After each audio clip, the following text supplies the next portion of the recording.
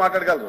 నేను మీరు అధ్యక్షులుగా ఆదేశిస్తే సమయం లేదనంటే చాలా కాదు. అదే ఫైనల్ గా ఒక మాట చెప్తా, ఈ మాట వినండి. ఒకటి ఫైనల్. ఓకే, ఇందులో సాగంటి కోటేశ్వరరావు సలహాదారుగా పెట్టారు. మేము పీడిఎఫ్ తరఫున దీని మీద అభ్యంతరం వ్యక్తం చేశాం.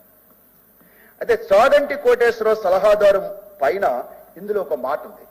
ఆ మాట ఏమంటే రాజ్యాంగం అని, తర్వాత జెండర్ ఈక్వాలిటీ అని, రాజ్యాంగం అని, జెండర్ ఈక్వాలిటీ అని, నైతిక విలువలని మాట ప్రయోగం చేశారు. నైతిక విలువలకి, మతాలు, పురాణాలకి, రాజ్యాంగానికి కాంట్రడిక్షన్ ఉంటుంది. ఏది మనం ప్రయారిటీగా తీసుకోవాలన్నప్పుడు రాజ్యాంగ లక్ష్యాలను మనం ప్రయారిటీగా తీసుకోవాలి. కొటారి చెప్పింది అదే. నీ సిలబస్ అయినా పాఠ్యాంశాలు మొత్తమైనా రాజ్యాంగ లక్ష్యాలకు అనుగుణంగా ఉండాలని చెప్పాడు కొటారి. దానికి అనుగుణమైనటువంటి పద్ధతిలో ఉండాలి.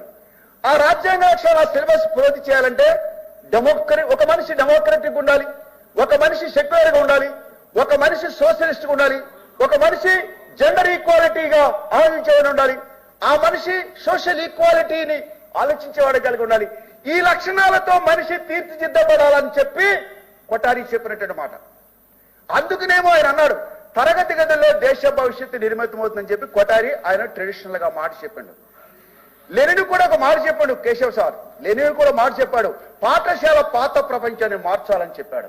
అందువల్ల పాత భావాలు, పనికిరాని భావాలు కాకుండా ఈ దేశం, ఈ సమాజానికి ప్రస్తుతానికి అవసరమైనటువంటి పద్ధతులు, కనీసం రాజ్యాంగ లక్ష్యాలు, నేను రెవల్యూషన్ గురించి మాట్లాడలే, కనీసం రాజ్యాంగ లక్ష్యాలకు అనుగుణటువంటి పద్ధతులు మన యొక్క సూక్తులు, బోధలు ఉండాలి అనేటువంటి పద్ధతులు కూడా. నీకు ఉన్నటువంటి తిక్కంత, అనవసరమైన తిక్కంత ఈ సలహాదారులతో ఎక్కిస్తుంది, మీకే నష్టం అని చెప్పుకోవడం చెప్పదు. ఆ బ్యాలెన్స్ పాటించాలని చెప్పి కూడా ప్రభుత్వాన్ని నేను సూచించేది. ఆ రకంగా ఓకే సార్, ఈ మేరకైనా మాట్లాడేదానికి మీరు అనుమతి ఇచ్చినందుకు ధన్యవాదాలు చెప్పాలి. Thank you.